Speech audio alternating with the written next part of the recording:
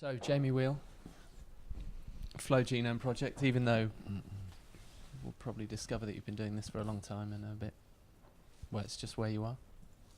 How did this all get started, this idea of flow? And I know you'll have told this many times, and you can say, just watch that YouTube video. No, I mean, the reason we called it the Flow Genome Project was ironically not because we have an overriding interest in flow states. I mean, we do. We've built our life around them, for sure. But it was more because the Do Your Fucking Push-Ups project doesn't have quite such a good ring to it. So the real interest was, how do people develop as fast as possible over time? And it felt like in two things I noticed in leading, teaching, training, guiding, around the world in the different populations, was that the workshop high, the peak experience, is a commodity at this point. Ever since the sort of baby boomers and the hippie generation, the ability to go to some short-term event, whether it's a festival or a workshop or a retreat or something, be cracked open, blown open, whatever it would be, and see things, feel things, perceive things that you normally don't have access to, that's a dime a dozen. That's really, really easy. What's not as easy is, what do we do Monday morning? And even more important, what do we do on a cold and rainy Wednesday in February, 6 months later? So what occurred to me is that we had a major problem with how do we fuel our own growth and development over time, and that peak experiences are sort of the sugar highs, and they're insufficient to heat us through the winter, as it were, right? So what are the logs? What are the longer term, slower burn things that actually get the work done? And it feels like most of us, most of the time, are driven by one of three things: either guilt, vanity, or sheer willpower. And the guilt one is, I'm a lazy bastard, so on Monday I go jogging around my neighborhood. The vanity is, I want to do this because I want to be or look or appear to be the person that either still fits in my high school jeans or is spiritually woke, or whatever it would be. There's some form of egoic seeking gratification, or straight up willpower. And that's the Gary Vaynerchuk and the Tom Bilyeu's and even the Tony Robbins are like, whatever you believe you can achieve, and set out your vision boards and just fucking go grind it out until you get to the win, crush it. And all three of those are expendable. We run out, and then we stop. And so the idea of flow was saying, okay, there is a category of experiences that are self-propelling, and in the research they call that autotelic. It just means it has its own reason for doing it. So whether that's surfing or powder skiing or playing in a garage band together, right? It's fucking fun, and I'm going to do it regardless. And my thought and hope was, hey, if we can help people find access to doing more of the things they cannot not do, right? And then we can hitch that fuel source to the wagon of long-term maturation and development and growth. Is that a way around the peak experiences or the burnout and drop-off problems? So that's kind of the deep cut as to how we came into flow states. And I also knew I'm a lazy bastard and I wouldn't go to a gym if you had to drag me, but put me halfway up a mountain, racing to get to the top by sunrise, and I'll puke blood to get there. And if there's bottomless powder on the way down, I will ski until my legs collapse. And the same thing, I hate cold water, but give me a wetsuit and a board in my hand, and I'll be in there. And so I was like, okay, this is very interesting. I have unlimited motivation in a very specific band of life and no fucks to give in the simple grinded out category. So if that's true for me, perhaps it's true for others. And again, how do we unlock that and then point that fuel source in the direction of a bunch of other, beneficial, useful, necessary things? How have people got so lost? Well, that's a long conversation. Which bit of lostness? Well, this thing is innate in all of us, but we don't seem to want to put ourselves there or feel we can't, or the flow state's really natural, and everyone, in fact, most things are, and there seems to be people are desperate for a series of steps to get there rather than, well, just go and fucking do it. Mm-hmm. You know, go climbing, Yeah. go up a mountain, get in some water, you know. Yeah, I mean, look, that question is basically the classic romantic progressive inquiry. Where was the fall? Where did we fall out of grace?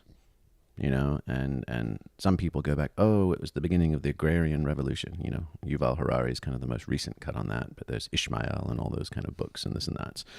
You can say, oh, it was only back in hunter-gatherers when we were honoring the goddess that we were truly in God's fur-lined back pocket, and everything since has been a slow-motion train wreck. You can, I think at least what we wrote about in Stealing Fire was the idea that the Western Enlightenment was for sure a place where the rational individual became hyper accentuated. So 5 senses, empiricism, what I can see, think, taste, touch, feel is all and all there is. I am a tabula rasa. I am a blank slate upon which I write my own destiny, right? All of those things compared to I am, John Baker's son of the baker John, who was son of the baker John, who was son of the baker John, who's lived in this fucking village for as long as we can fucking remember, and there's really nothing for me to do other than step up and take my turn on the sharp end, right? That was a very different sense of identity, individuality, all those kind of things. So we've been blessed and cursed with the hyper attenuated, rational, individual, egoic self, and it does a lot of great things. Scientific revolution, civil rights, democracy, free markets, all that great stuff. And there's not an off switch for it. And being trapped in that hyper self-awareness gives us Woody Allen's and epidemics of suicide and Prozac Nation. So, for the sake of argument, you could for sure say, 1700s was a beginning of an inflection point, and we haven't just undone the straitjacket of that to get back to more natural states. If you want to go all the way back, super deep, metaphysical cut, the science fiction writer Philip K. Dick, the guy who wrote Blade Runner and Total Recall and all those, actually had a profound, life-changing epiphanic experience in 1973 where he came unstuck in time and spent the rest of his career trying to make sense of it. And he talked about, we are pluriforms of God. Human consciousness is the yang element. The immanent or yin element is kind of earthbound materialism, and that the yang element voluntarily descends into earthbound incarnation to reawaken itself through itself, and in doing so forgets itself. So he says we have this hunch of the original sin of the fall, but in fact that's a misnomer. We did this to ourselves on purpose, and that is the great secret of the esoteric traditions.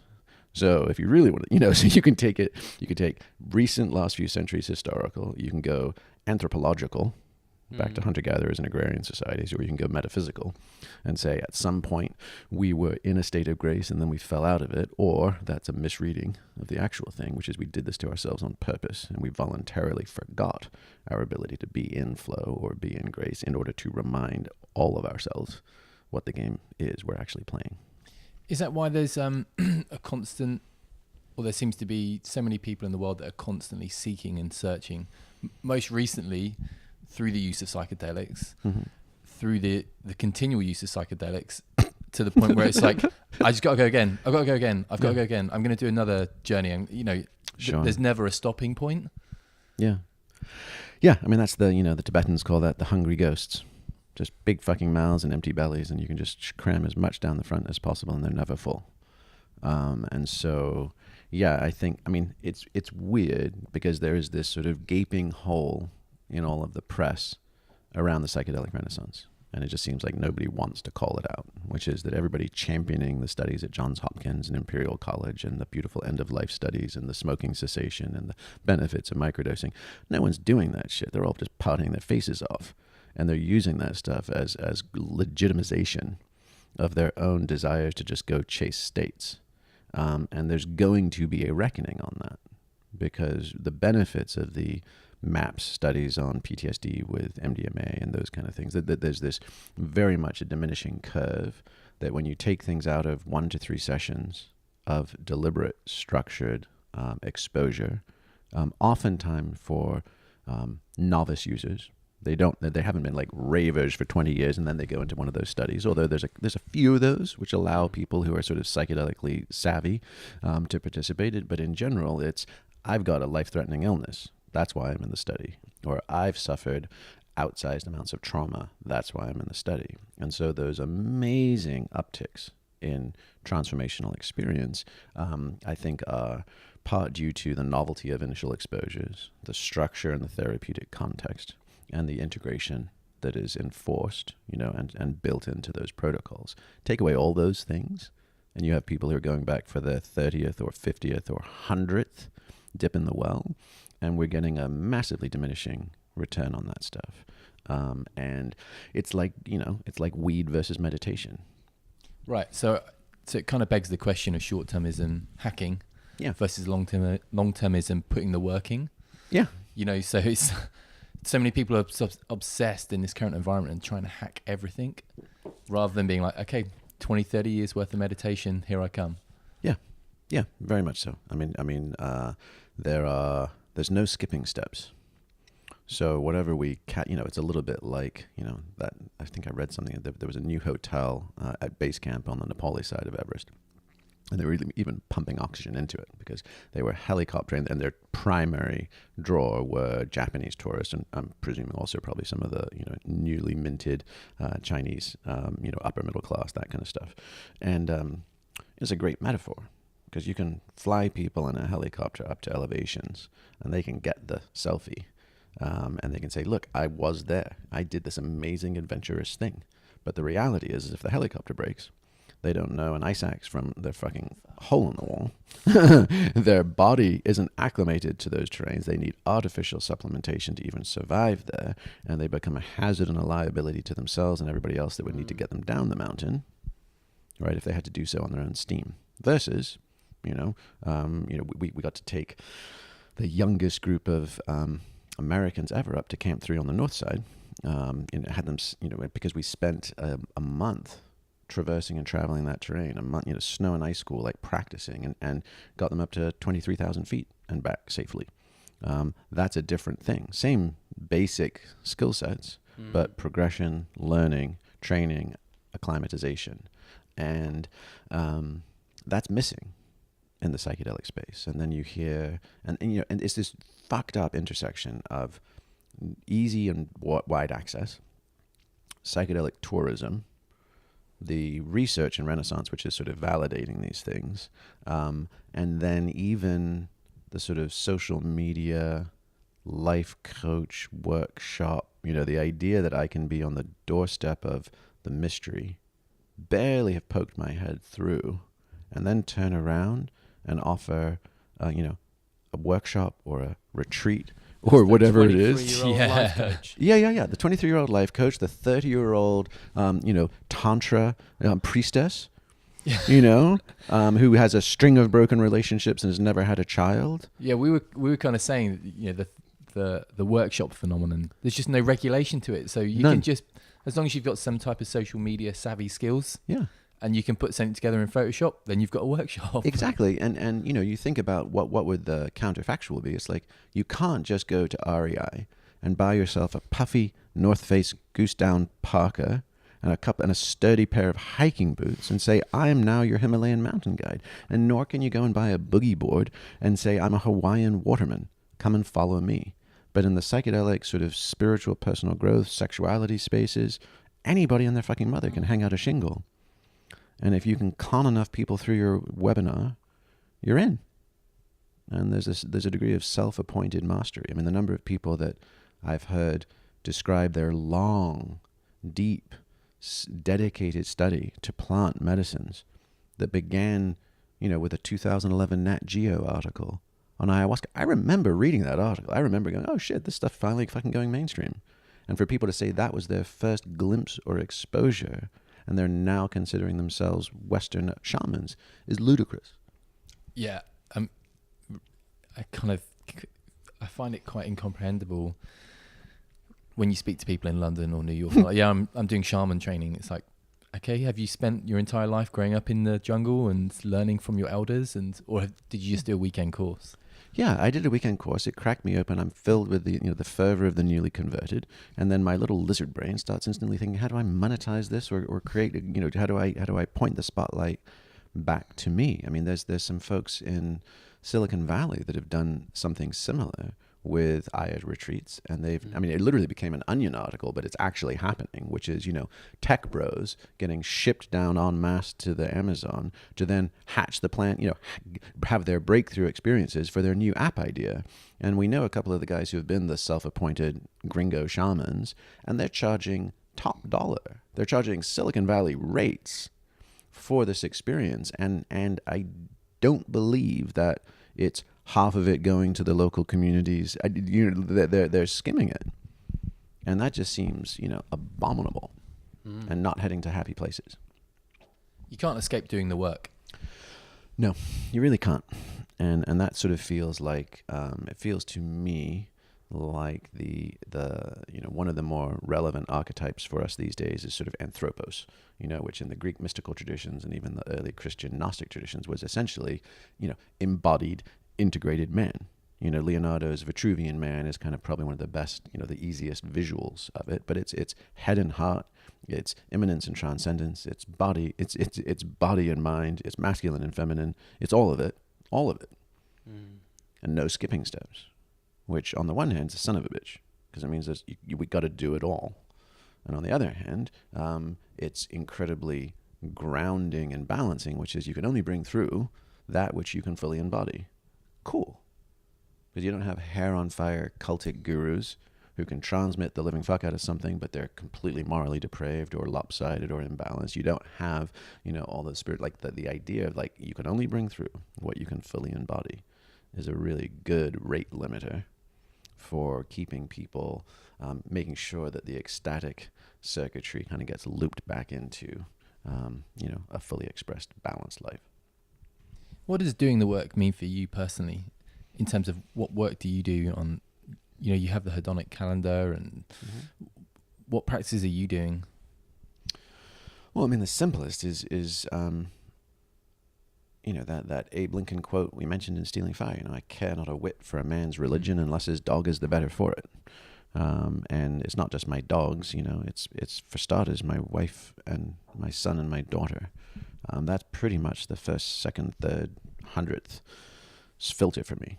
If I'm not sharing my love for those folks fully, freely, joyfully, do not pass go.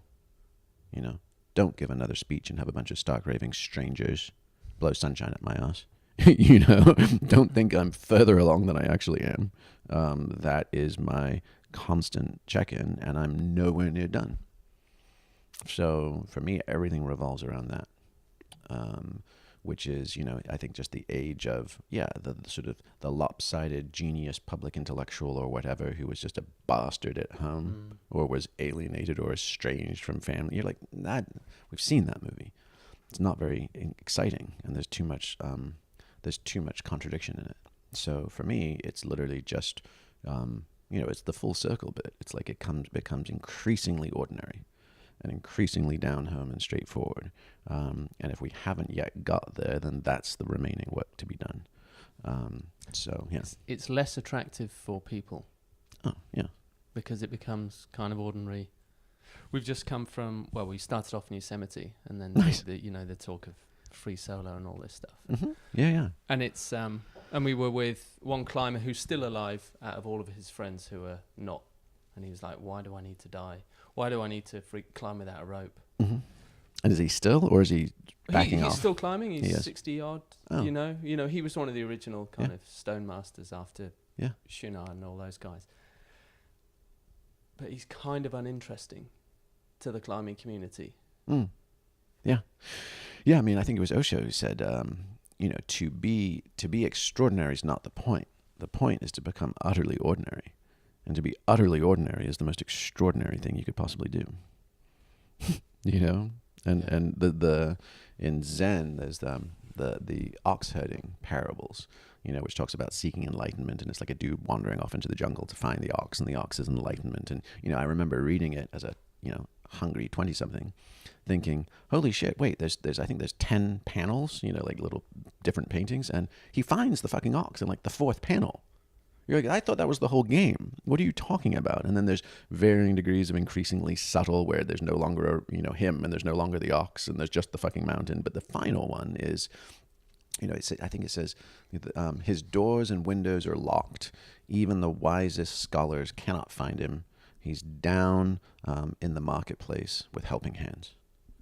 So he's completely come full circle. He's completely ordinary, and he's just doing the human thing again. And to me, that is 100% the game. Homegrown humans. The fact that there are all these epiphanies and magical experiences to have. Yeah, go have them. Scratch those itches if you have them. Go find and hunt your white whale. Get it over with as fast as possible. And then come back around to the integration that it's these bodies and this lifetime that's the miracle, not ever-abiding formless consciousness. Not starlight and the unfolding of galaxies. Like, that shit's table stakes. Go find that. Go check it, for sure. But this experience is the miracle. And it's very straightforward.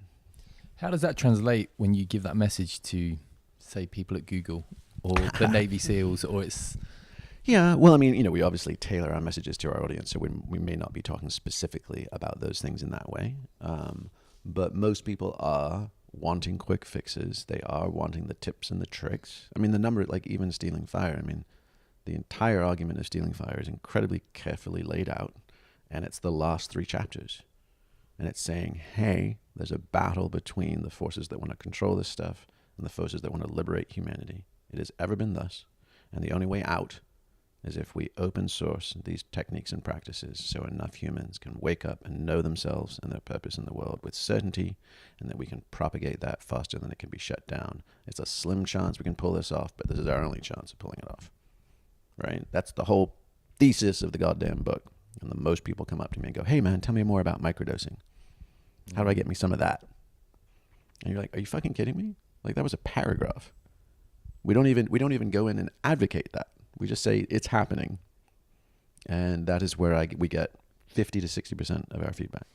So yeah, everybody is looking to cut the corners, and it will clearly just create more suffering. Like, there's no question in my mind that the hype cycle of the psychedelic renaissance is just it's just a matter of 24 to 36 months, and we'll be in the wreckage of this one again.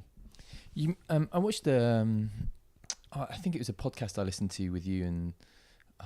It was a doctor. I can't remember, but you you were saying that when you first started doing this work a few years ago, you were quite excited because you felt like you guys had, or the tools were becoming available to humankind to kind of drag us back from the edge. But then because of some experiences within the Burning Man community, and I would assume the psychedelic community, you were starting to feel more negative towards that. Is that still the case, where you kind of it's becoming more and more misused and you feel less hopeful? Yeah, I mean, negative is a strong word, but I would say less hopeful, and or more realistic, for sure. And specifically, the widespread use of things like 5-MeO, DMT, which is arguably, I don't even know there's much argument, but provisionally the most potent psychedelic known to humankind ever. And it's making all the rounds among the kind of, alpha hippie burner psychedelic tech bro world.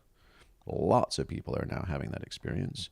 And I hesitate to say it's not changing anything, but I also know and have looked in the eye people who have had repeat exposures to that experience 3 times, 5 times, meaningful, especially when it's just straight connection to white light Godhead, and they're still douchebags. Or you get a community that's orienting around that. Now you've got dozens, of people getting together filled with messianic hopes for we're the new tribe, we're the new Jedi warriors, we're going to save the world, and they can't even fucking get out of their talking circle to decide on what to do next to save the world. And you're like, for fuck's sake, people. So the sobering feeling that I've had is, because I mean, basically at heart, I'm like a naive Promethean. I'm like, oh, hey, here's some cool stuff. Everyone should have it. The more the merrier. Like, this is human birthright. We should all be exposed to these good things and let love, life, consciousness, what the fuck ever, evolve, because that's what we're here to do. And then you realize over time, you're like, oh, two things. One is, I think we're out of bullets. I don't think there's any stronger medicine. And if this isn't cutting it, nothing's gonna. There's a structural flaw somewhere else in the system. It's not the lack of the catalyst. We have the catalysts. So if people are experiencing those experiences, and it is still not shifting us enough, then we've got other issues in the stack. So there's that part, and then there's also a dawning wondering on my part is, were all the ancients right? We talk about the pale and being beyond the pale, as far as the Promethean revolution and stealing fire. And then the last bit of that chapter, we're like, well, let's give the gatekeepers their due, right? I mean, just wandering out into this terrain, a lot of people get lost. And so, I wouldn't be surprised if you interview me 20 years from now, where I'm like, these are best kept, shared with few and kept from many, and shouldn't be democratized. And shouldn't be widely distributed, because very few people can handle them, and very few people actually do the legwork that you guys have been talking about in order to be able to hold them skillfully. And cutting a bunch of children loose with lighter fluid and matches, not a fucking wise idea in a dry forest. And you talk about that in the book with regards to the tribe that has the 9. It was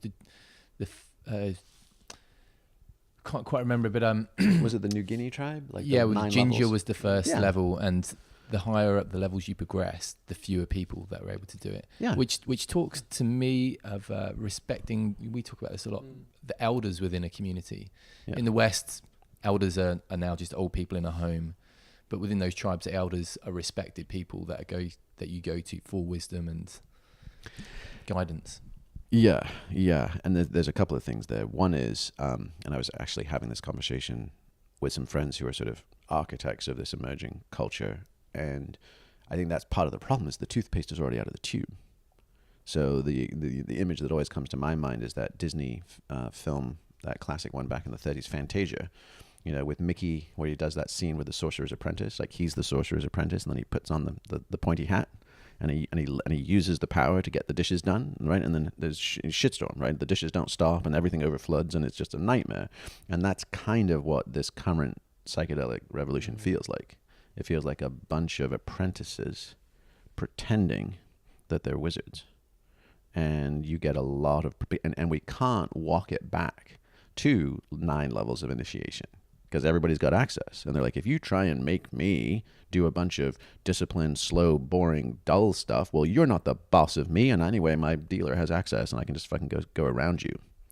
So there is a sense that we've already open sourced all the keys to the kingdom. And so now it's going to be damn near impossible to slow roll or walk back access and index it to discipline, practice, and actually earning your way into subsequent levels. And then there is absolutely something that seems to be especially pernicious in the millennial generation. And it's probably, I'd have to imagine, because they are the echo boomers. They are the children of the baby boom, children of the hippie new age personal growth. So they grew up with that world. So they both have sort of contempt bred by familiarity. This is my lame ass shit my parents did. So they tend not to go back and actually learn their lineage. And then there's also just a utter unwillingness to honor elders.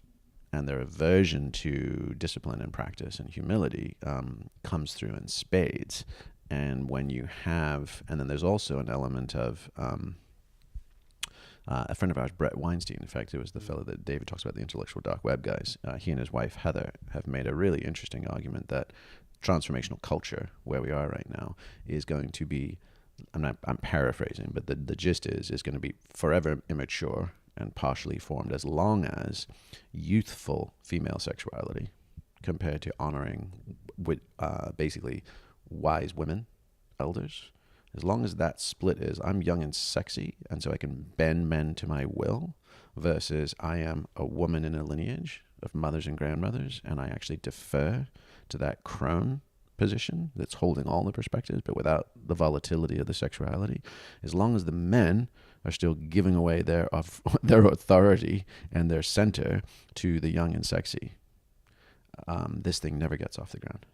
It will forever be split, and I think to that you could add the psychedelic, thrill-seeking, state-seeking, and there's a very strong overlap between like polyamorous scenes, Burning Man scenes, psychedelic. So basically, sex and drugs and rock and roll, except it's sex, drugs, and EDM, right? Are the current kind of triplicate that most folks are using as their sort of powerful rocket fuel, and it's completely unstable and it's ungrounded and generally doesn't lead nearly half as far as people like to think it does.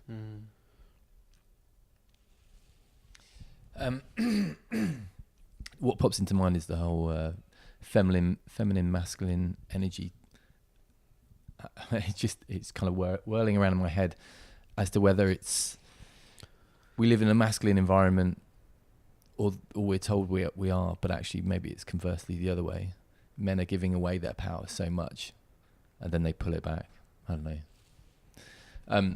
Just being talking about that, having strong women, strong lineage, but yet men aren't seen to be attracted to that. They're attracted to kind of giving it away willy-nilly to young women. Yeah, and the young women know that, and that's their power game to play. And the model that I always find most intriguing is sort of like the Iroquois Council, which was grandmothers. And they actually ran the show for the Six Nations. And even the war chiefs, baddest ass motherfuckers in the joint, had to answer to the grandmothers. And so if he was fired up and wanted to go and seek revenge on a neighboring tribe or that kind of thing, they're like, wait a second, son. What are you going to go do with our boys? Because if you lose even one, there's hell to pay. We're now in a revenge killing cycle. And that's not what we want.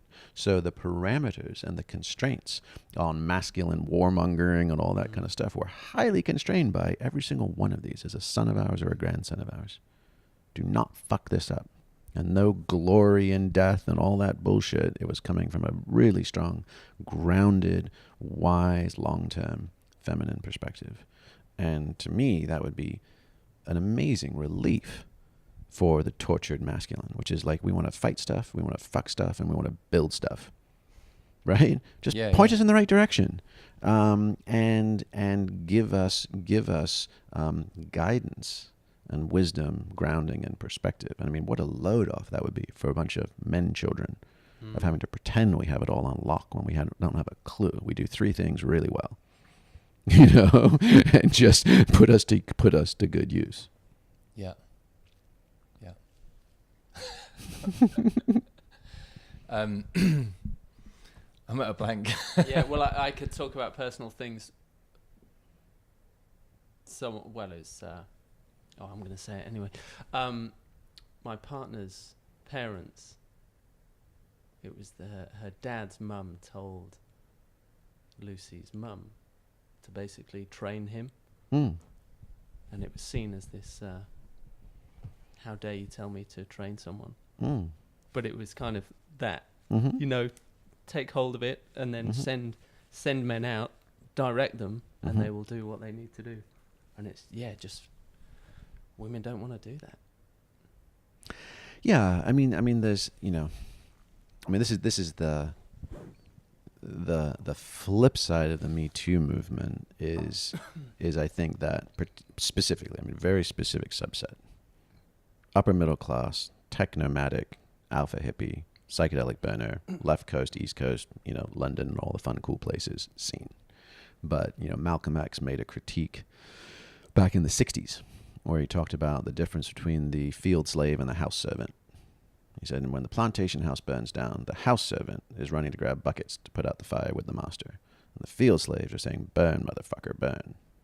Right? And so in America in particular, there's no conversation about class ever. It's all just subsumed under race and gender. But the realities is that women who hold sexual and erotic power in this transformational psychedelic poly world, I think need to have a reckoning with themselves, which is their true affinity, right, for gender and gender equality, as the conversation has been in the last 18 months, or are they actually totally stoked to get picked up in a Tesla and get invited to the after party and be wearing crazy ass, slinky, badass shit, right?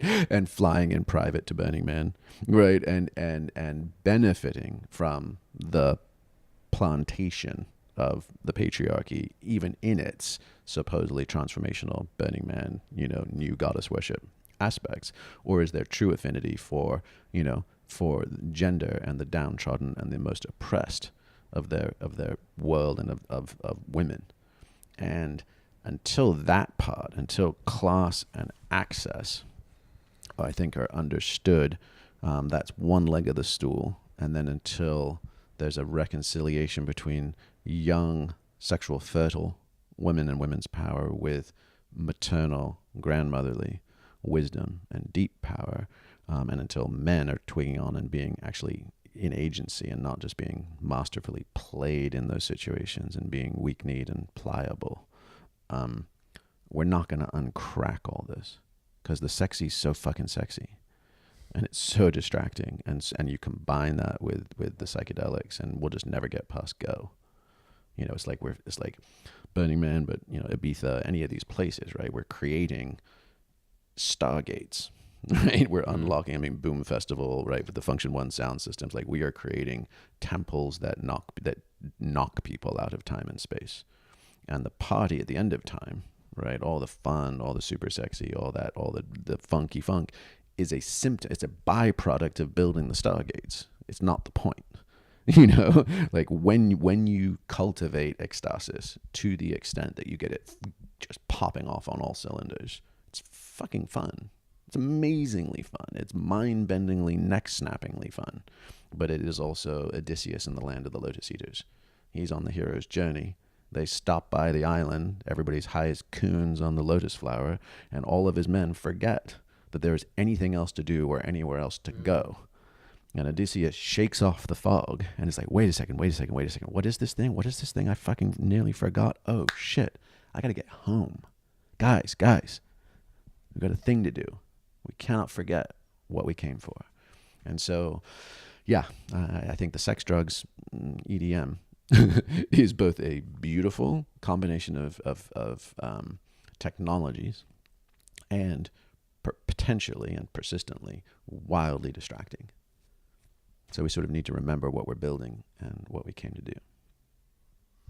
It just talks to me of going back to doing the work, discipline, accepting ordinary, accepting that life is like this, rather than trying to go to the peak experiences all the time, or try to get out of everyday life, or try to distract ourselves. I feel like not everyone, but there's so much distraction in the world. Yeah. To distract you from the everyday life, loving your wife, loving your kids, that being the core of everything. Yes, and of course, all the paradoxes is there's no place like home, but Dorothy had to go on a wild ass ride to come back and remember that. Yeah. Right. So, so the key, because obviously what you just said can sound like there is nothing else, just settle. Right. Yeah. And right. And that's not, I think, what any of us would be saying. The answer is go find it and know for sure that it brings you back full circle. So, yeah, my sense is that the appropriate role for peak states is that I would say we all deserve them. They're a birthright, and they are essential key to us holding the existential weight of the world and not getting crushed by it. And it lets us reset our nervous systems in ways that is profoundly useful and helpful, and gives us more resilience and enthusiasm and information to keep going and doing, like, fighting the good fight. It feels like peak experiences do three things. They are a metronome, a tuning fork, and training wheels. So the metronome part is let me, slough off the day-to-day and my imbalances and my blind spots. Let me get super clear. Am I on the one? Am I on the beat, the pulse of life? Right? And if I'm off, if I thought I was still on it, but I'm back half measure, okay, I know that. I can get back on the beat, the pulse. And then the tuning fork is, am I out of key? Is my instrument, my body, my mind, my heart, have I gone a little twangy or flat or sharp from the bumps and bruises of life? Great, I can tune my instrument. And then training wheels, wow, I feel completely juiced to the gills. That energy / light / information appears to kind of direct me. I can experience what it means to be lived by love instead of living from behind my eyes. That feels great. And for a while, I'm just kind of intuitively on time. So metronome tuning fork training wheels.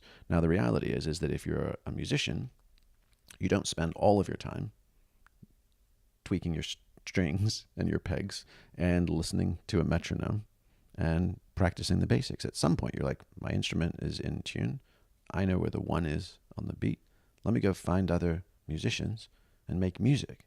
That's what I'm supposed to do with this instrument. So the idea of continually coming back to psychedelic states to check and double check and quadruple check that I'm tuned in on time. It's like, well, what the fuck are you doing? Go and make music. And so to me, that would be the balance. And that's kind of where like the hedonic calendar idea comes in, is that we're pretty good right these days with big ass blowout experiences. That's the Burning Man, the Vipassana retreat, the ayahuasca journey to Peru, whatever. Like folks that are curious and have are blessed with the time and the resources, et cetera, can by and large go find those things in the world. What we're really crap at is the Sabbath experience, the episodic, basically the micro sacraments. What do we do once a week to keep that going? What do we do once a month or once a season?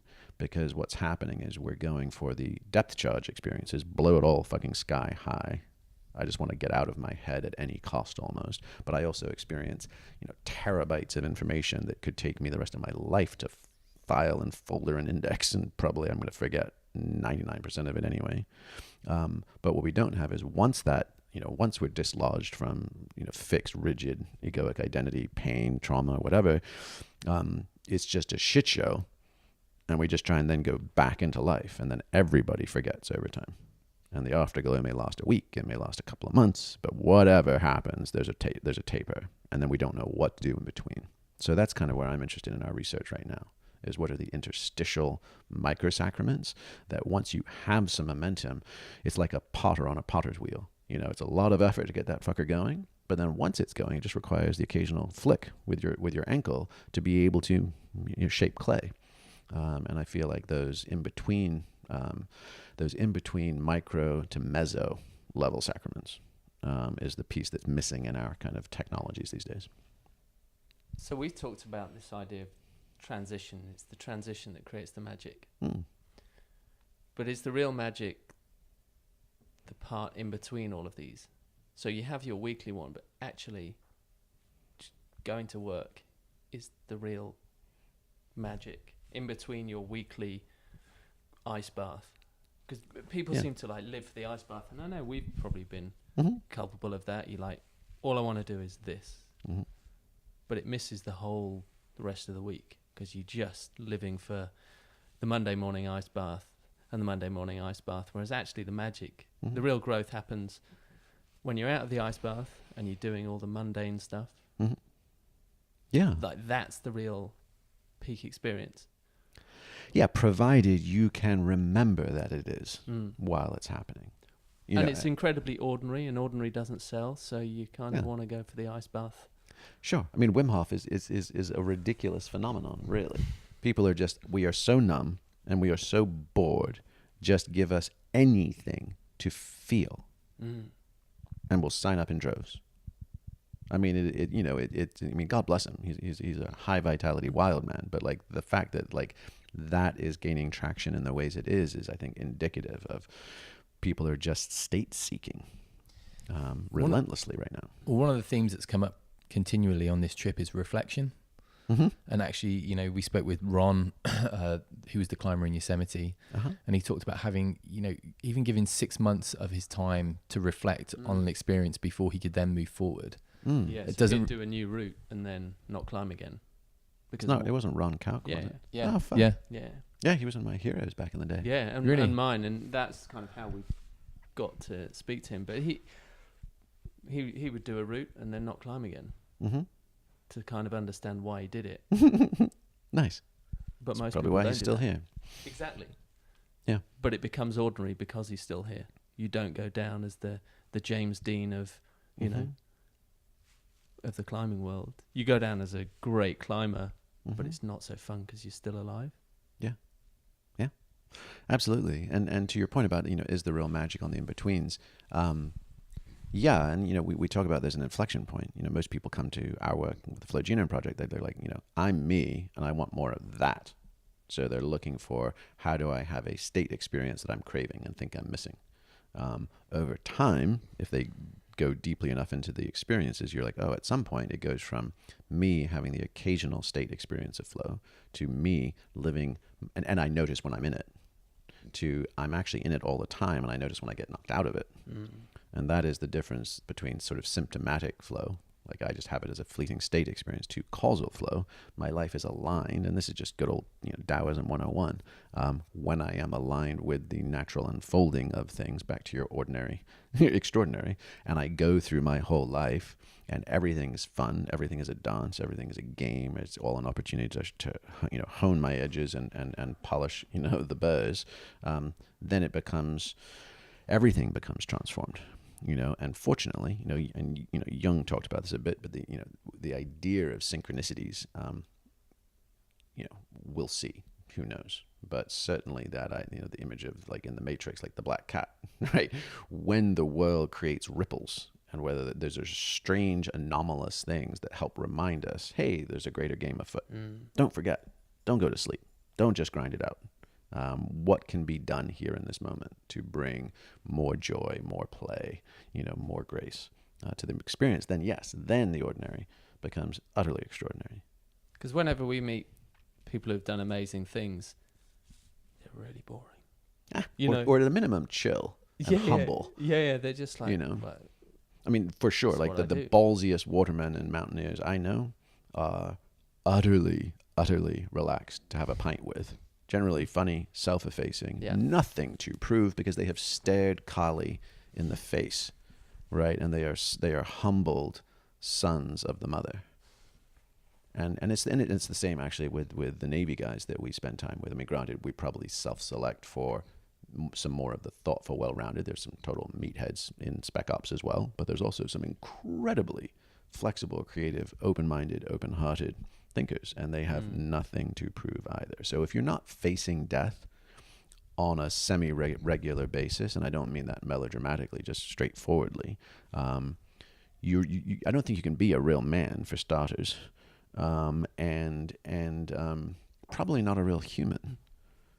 You know, so the ability to create experiences in your life where you can actually face mortality feels like a sort of like if we're not doing that, we're just zoo animals.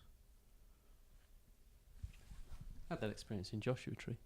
Yeah. We were there the other day when I was climbing. I don't really climb anymore, and used to, and I was like, oh, I'll just go up here. And I was like, I don't think I'm going to die enough. And I came back down, I was like, it really shocked me. I was like, all the ice, all the practices that we do, it's like, none. Yeah. Just need to go back up. Yeah. And not to die, but just to be in that, because I wouldn't die. I'll just, you know, smear on that, and then you're up and you're fine. Yeah, and that contrast. That contrast between loosen the bowels, sewing machine leg, oh, fuck. This is me at my rawest and my will to live, versus the standing on top and everything is crisp and sweet and pristine, like the day we were born. You know, that's Wendell Berry's an American. He's a MacArthur genius, but a bunch of other things. But he has a great line of practice resurrection. Practice resurrection. You know, and so all ecstatic practices are at their core death practices. You know, whether it's ego death in psychedelics, whether it's actual physical death in extreme sports, whether it's the little death in sexuality, you know, like all of these things, they're all death practices. You die to everything you thought you were in the moment before. And you're reborn into a new and pristine awareness of things. And so, yeah, it feels like the secret to a life fully lived is die as often as you fucking can.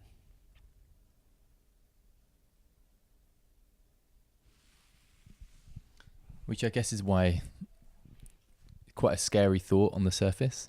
Yeah. And I guess why many people don't want to do that.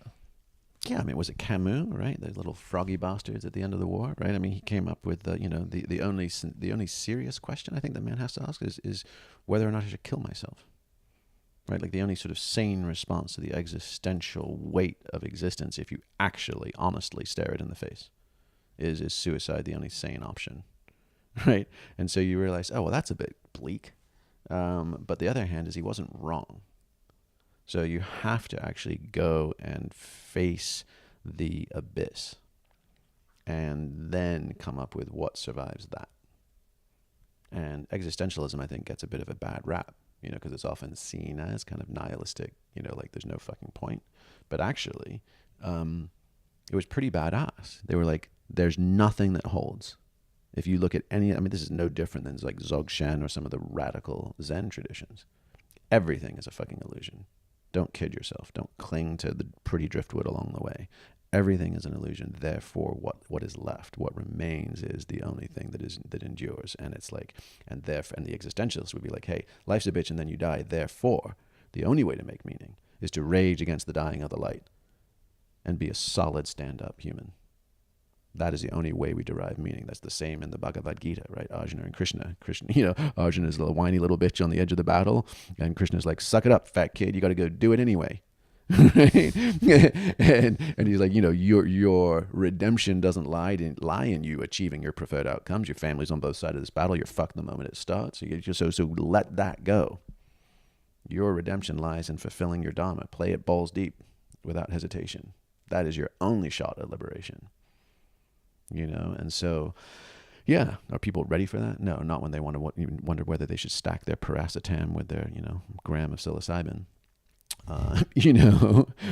So the biohacking shortcuts, the club and rave and John's Tech scene, what's the new thing I can put on my head with a 9-volt battery, all of those things. I mean, my sense is, and I've shared this before, but between the placebo effect, which is, good for 25 to 35 points on the scale, and is like single digits trails behind Prozac, like free, none of the side effects, and 5 to 7% less effective than the actual medicine that gets prescribed. Between placebo effect and Schedule 1 and 2 substances is a wasteland of hucksterism. Because the psychedelics work, and sugar pills work. And everything in between is basically an overpriced rounding error. But it's just shit people can sell. So we waste an incredible amount of time and money in that band of, I think it works, kind of, and it costs a lot. And I believe the landing page, so maybe it must. Versus just doing the basics, like music, mountains, mushrooms, marriage. The 4 M's. Wow. Yeah. Live fucking music, badass stuff that like rips a hole open and connects people. Yeehaw. Righteous. I mean, Grateful Dead pioneered that, psychedelic movement, exploratory improvisational stuff. EDM in its best aspects has perpetuated that. Specifically like West Coast down tempo, tribal, glitch funk, like that kind of stuff. Not just like boring ass clubby straight beat. Mountains and oceans, just wild ass places. And then some form of sacred dyad and conscious sexual practice. And if you're not playing in those spaces, you're missing out. And you're basically, if you're not playing in those spaces, you're falling behind the evolutionary curve, because everything else is bits and bobs. It's just details. But those are and even just the idea of like hooking down potent psychedelics in powerful, remote, natural places with a handful of people you love and are invested in living life with. You get cracked open, you have your ego death, you are reborn into a place devoid of all signs and signifiers of society. So you're there up against a beautiful place in Yosemite, or a natural hot springs, or an old growth forest, or or a beach with not another human on it. And you get those liminal times where you're like a newborn and you're like, holy fuck, what did we just experience? And you have time to integrate it just as a human on this planet Earth, devoid of the labels and the stickers and the ego projections and the refractions. I'd highly recommend that to most humans. And then carry that forward in relationship and use that as your crucible and container. This is not complicated. It's really not. And then, buy the gravity games. go carve some turns, you know, go feel what it's like to like amplify the forces of gravity and dance. And if you want to get really, you know, really badass and you didn't hear it here, you know, like museum dosage psychedelics plus action sports, you know, kite surfing at fucking sunset, spring skiing and ripping turns. I mean, like, why be stuck in a smelly, sticky floored club? You know, why not open and expand, you know, spearfishing on acid? I mean, there's some fun ass things to do. You have to have your wits and tits about you, and you cannot go do stupid shit on substances. Hashtag like don't do stupid shit. Don't end up in a body bag. Don't end up in a loony bin. Don't end up in a jail cell. Don't end up in divorce court. Don't change your name. Don't start a cult. Don't fucking become an addict. Don't do stupid shit. But other than that, have a blast. Reminds me, one of the people that we spent time with in LA was a guy called Tony Molina from the Rewire Project. Okay. He might have emailed me. He was from Marine Recon. Okay. Yeah, maybe he did actually, because I'm sure that we told him we were speaking about the fact we were meeting you and about the book. And he was in Marine Recon, and actually he was describing his training as being drowned and being killed. Yeah. He said he'd died 4 times. But you meet him and he's the same. He's literally like flatline paddle kind of died. Yeah. He's like, he just doesn't care what people do in a really good way. Yeah. It's like, go and do whatever. Yeah. And we were talking to him about the pillars of health, and he was sort of saying it doesn't really start until you're 30. Just get all the shit out of your system up until 30. Like, you have to go and do it. Like, you know, scratch all those itches, and then you can kind of come back and start doing the work. Yeah, up until that point, you're good. And the work's really ordinary. Yeah, that's why I've got this magnet on the side of my eye. Oh, he's like, it all starts with your eyes and your feet. Perfect. Before you even lift any weights, we need to get the sensory connection between your eyes and your feet. We don't and what is the magnet doing for your eyes? This is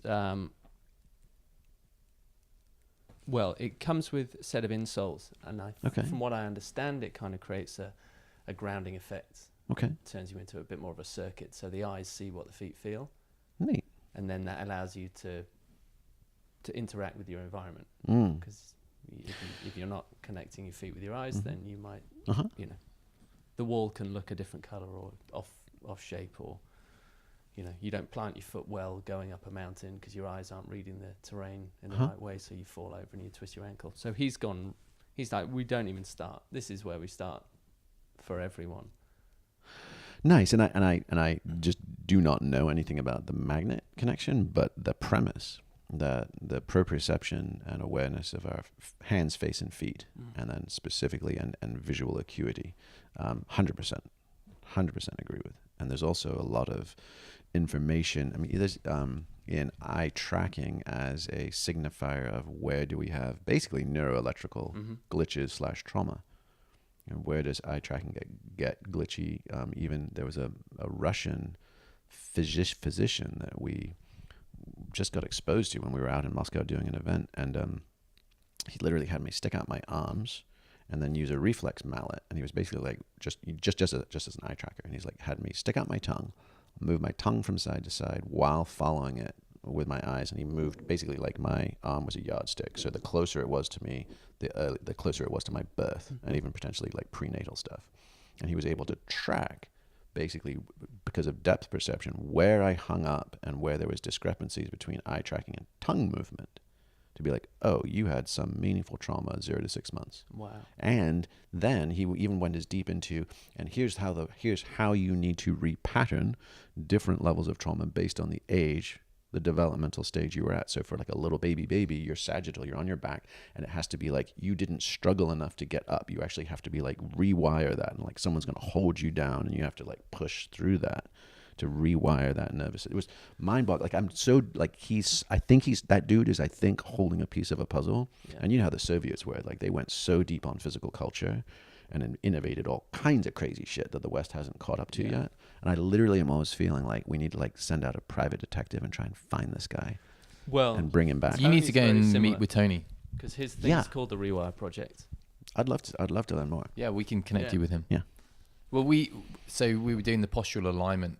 From all the different practices that we've been exposed to, it kind of came back to postural alignment is step one. And we both did it. My whole posture completely changed. My hips rotated. They balanced out. Pain disappeared. Yeah. Everything gone. From these few practices of having the magnets on our feet, training our eyes, it Nice. was within half an hour. Oh, that's great. Yeah. Very strange. And a friend of ours, he's also done it, but when he's in the mountains, like when he said he's going up, his like foot planting is just solid the whole time. There's no deviation from or nervousness or it's just like boom, boom, boom, boom. Yeah, and that brings us back kind of full circle to the notion of anthropos, or integrated man, and balanced development, and the role of psychedelics or any of these other things, right? I mean, psychedelics, any of the peak state experiences seem like they do a couple of things really well. They let you know, they sort of power you up into your fullest, highest self potential. And you're like, oh, fuck yeah. Okay, I was stooping. I was slouching. I can stand fully tall. And then also, by the way, here's all the places you're broken, or here's all the places that the light does not move fully through you. And it could be an old injury layered onto an emotional contraction, layered onto a postural thing, right? Whatever. But you're like, oh, there. Like I'm busted up there. And what you're describing on the other end of the spectrum, visual acuity, foot grounding, all that kind of stuff is just, that's the more, slightly less sensational, but essential components are just integrating a human nervous system such that we are translucent and can hold high voltage or whatever you want to call it without distortion. And as long as people are just seeking the state experiences, but not doing the kinds of integrations that you guys just did experience, posture alignment, eye tracking, whatever, it's that whole leaky colander, it's a sieve, and they just need insane amounts of flow to have it perform like a chalice, because you basically, the inflow of the peak experience has to be much more than how fast the holes leak. But if we patch our holes over time, and you can even use the light of the peak experience to like rapidly heal in non-linear ways, then you don't need to be so wasteful or greedy about the intensity of the peak states you're seeking. Because then you get back to, at some point, my chalice just holds, becomes the loving cup. I'm full. That reminds me of another person that we spent time with in this past few weeks called Arthur Joseph, who's a vocal awareness coach. Vocal awareness. Neat. And he, it all starts with breath. Yeah. And so, we spent time with Wim, and we spent time with many other breath practitioners. And Arthur said, it all begins with taking a loving, conscious breath. And he took us through this practice that took 10 seconds. The tone of our voices changed. The pace at which we were speaking changed. It was incredible, but it was the beginning point. All the breath practices in the world that you can do. But if you start with a loving, conscious breath, and that's how you're consuming it, and that's how your body's taking it in, then things change. Beautiful. And then does he move into singing or speaking? Well, he's a trained classical singer and has been doing this work for 50 years. He told us of a few examples of singers that he'd been working with within one or two sessions being able to increase their octave range by 1 or 2 octaves just by doing these breathing practices. Yeah, we actually we are blessed to have a dear friend who's a gifted singer and sang in choirs in Europe and this and that, and basically rhythm, melody, and voice. We need these things in our system, and the ability to train them is gorgeous. And a progression of all respiratory training at some point goes to not only can I breathe, and can I breathe quickly or slowly and change my states based on that stuff, but can I then start vibrating my vocal cords and can I actually turn that into music as my body as instrument? And so yeah, I think we're barking up all the same trees.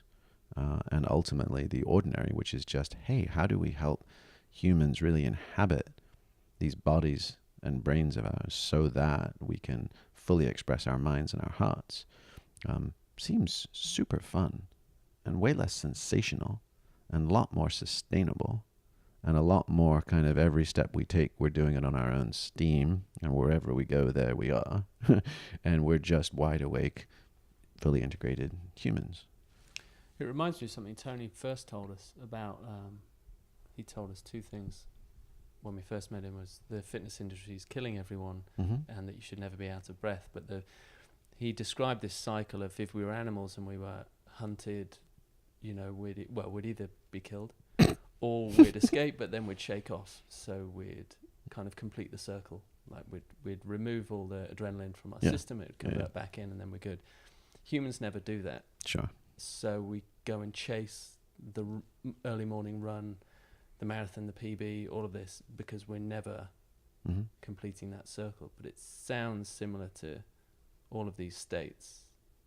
And he said basically we're just in massive trauma all the time. So when we don't release it, layers on the trauma, layers on the trauma. So I liken that to every run that someone does, they're just layering on more and more trauma, kind of getting further and further away, thinking they're getting closer and closer.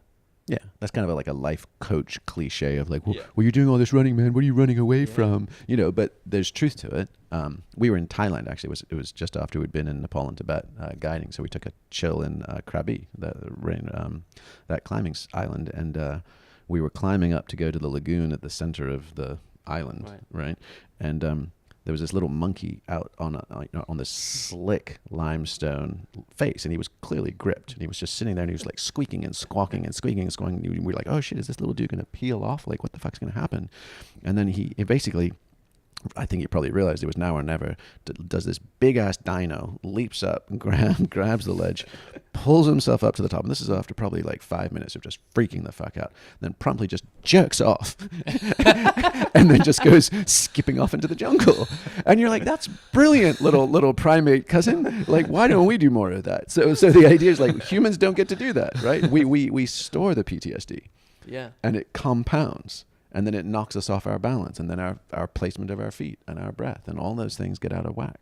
And we're just chasing more states versus really just letting our nervous system come back to zero. All of this feels like that's kind of why we're here. That's why, to me, that's why psychedelics have come about. We know that we need to do something, but we don't know what that is.